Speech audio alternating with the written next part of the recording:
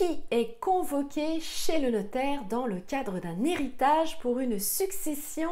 Bonjour à tous, ici Sophie Vergès, je vous souhaite la bienvenue sur cette nouvelle vidéo où vous l'avez compris, aujourd'hui nous allons voir qui est convoqué pour venir justement faire cet héritage. Alors, nous allons voir aussi quels sont les documents à fournir à votre notaire, comment faire justement si un héritier est absent ou est décédé, et ça va faire partie de notre question-réponse. Donc, tout à la fin de cette vidéo, vous le savez, dans le format sur l'héritage, eh bien, je réalise des questions-réponses, je réponds à vos questions. Allez, sans transition, c'est parti. Donc déjà, comme vous le savez, la succession et la transmission du patrimoine d'une personne qui est décédée à ses héritiers.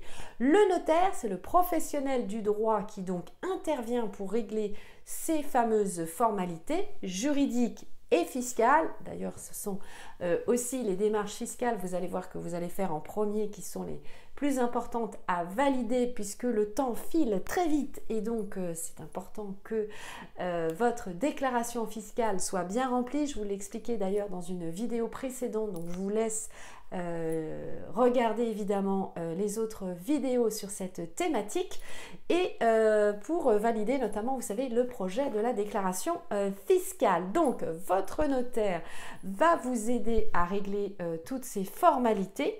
Et donc, eh bien, en principe, vous le savez d'ailleurs, vous êtes libre en tant qu'héritier de choisir le notaire qui va vous accompagner sur ces questions délicates, à moins que, évidemment, la personne qui est décédée avait déjà désigné un notaire dans son testament. Voilà, mais s'il n'y a pas de testament, bien sûr, vous vous arrangez entre vous.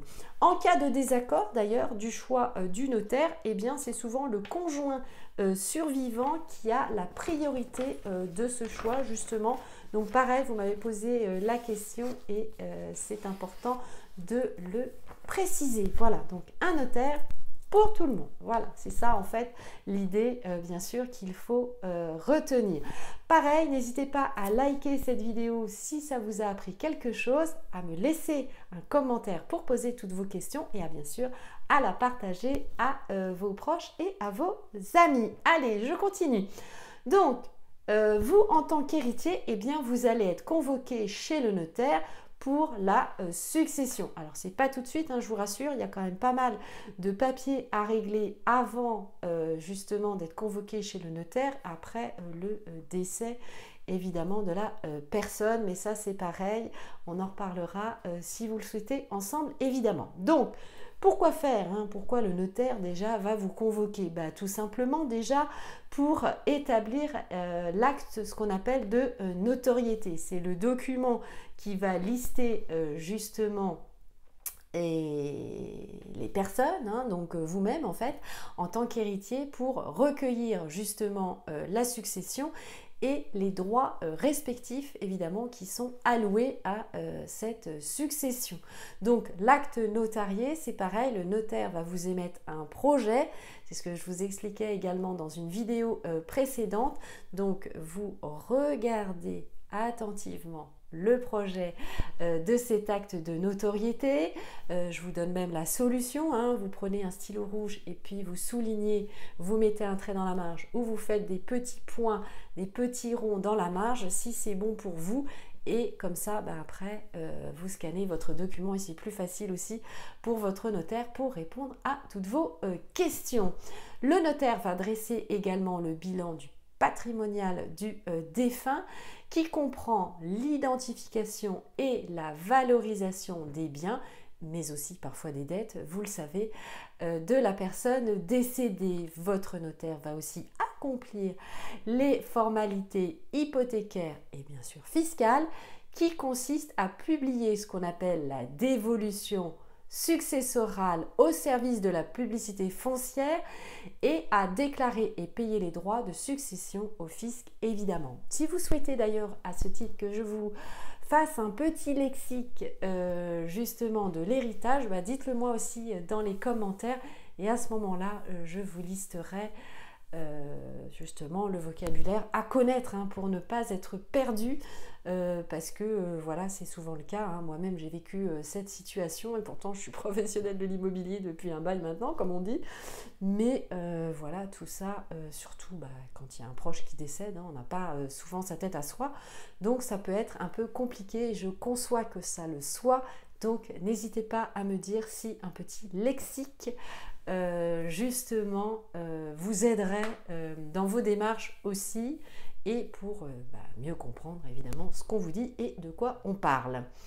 Alors ensuite, le notaire, vous voyez, c'est vraiment la personne de la situation, hein, puisqu'il y a des tâches très complexes à réaliser aussi, va donc rédiger ce qu'on appelle l'acte de partage. Comme son nom l'indique, eh bien, c'est un document qui répartit les biens de la succession entre les héritiers, donc entre vous tous, selon les règles légales, bien sûr, ou selon, évidemment, les dispositions testamentaires, comme on dit, hein, s'il y a un testament. Je vous rappelle rapidement les documents à fournir, c'est toujours bien, ça ne mange pas de pain, à votre notaire pour justement réaliser les démarches. Je vous laisse les noter, donc n'hésitez pas aussi à faire des pauses dans cette vidéo. C'est quoi? C'est bien sûr l'extrait d'acte de décès de la personne décédée, donc du défunt comme on dit, le livret de famille du défunt, le testament, s'il y en a un évidemment qui a été rédigé, les contrats d'assurance vie, si ça a été souscrit, les différents titres de propriété, les relevés bancaires, les factures, les offres de prêt, les documents relatifs aux biens et aux dettes, donc ça va être les factures, etc., hein, puisque ça va s'arrêter. Vous le savez, ça fait une coupure à la date et à l'heure du décès. Hein. Donc il y a la partie avant, évidemment, quand la personne était en vie, et donc vous avez l'instant T, tout se fige pour ce qui va se passer après. Voilà, donc ça c'est aussi bien important à comprendre évidemment. Voilà, c'est pour ça que je le reprécise, hein, puisque certains d'entre vous me posent la question, me disent Sophie, mais à quel moment ça se passe? Eh bien, c'est tout simplement, c'est d'ailleurs pour ça hein, que votre notaire va vous demander l'extrait d'acte de décès, c'est pour savoir tout simplement à quel moment ça a eu lieu. Donc pareil, hein, faites très attention quand ce document est rédigé, qu'il n'y ait aucune erreur, évidemment, dans la rédaction de ce document, aussi bien au niveau des prénoms, s'il y en a plusieurs, du nom de famille et puis de la date et l'heure évidemment du décès où ça s'est passé, etc., etc. Donc le règlement de la succession, vous le savez, peut prendre plusieurs mois, voire plusieurs années selon la complexité du dossier.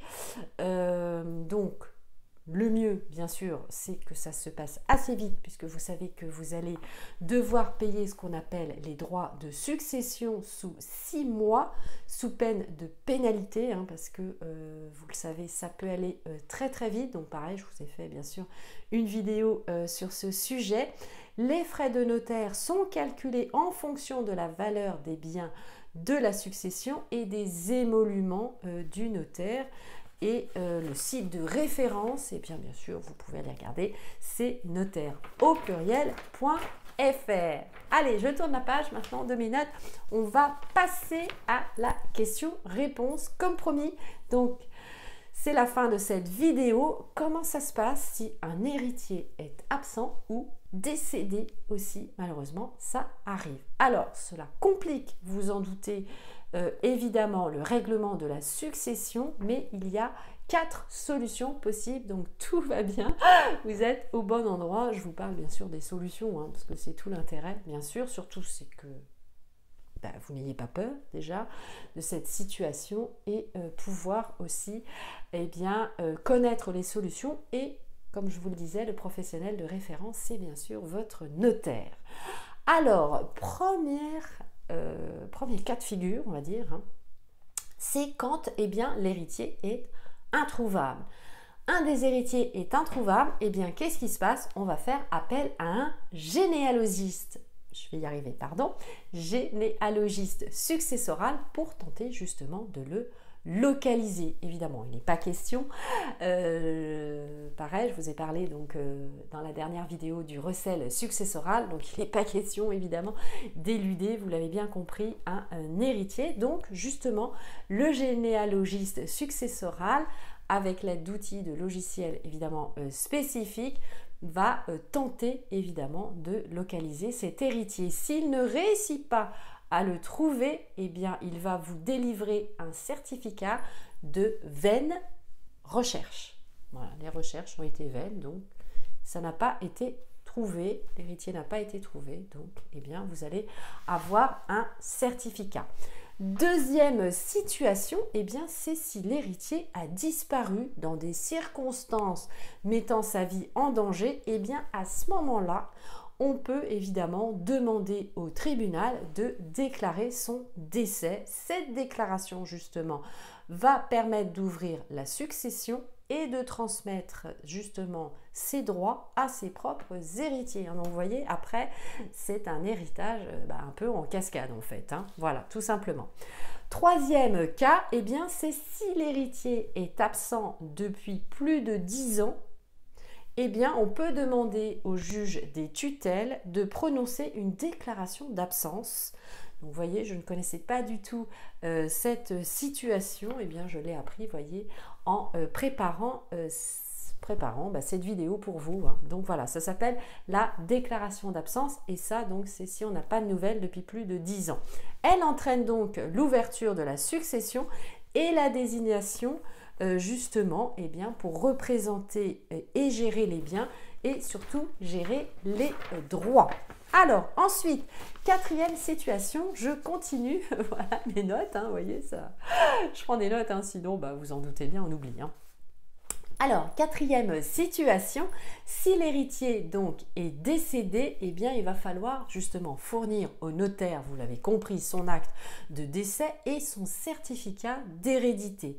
Ces droits de succession sont alors transmis à ses propres héritiers, pareil, blam blam blam, on y va en cascade et selon les règles soit du Code civil, c'est toujours la même chose, vous l'avez compris, ou bien évidemment selon les règles de ces dispositions testamentaires, si évidemment l'héritier décédé a fait la rédaction de ce testament. Et bien voilà, vous savez tout maintenant sur qui est convoqué chez le notaire, comment ça se passe, les documents bien sûr que vous devez fournir et comment ça se passe si l'héritier est absent ou décédé. Voilà, n'hésitez pas à liker, commenter et partager, vous connaissez la chanson.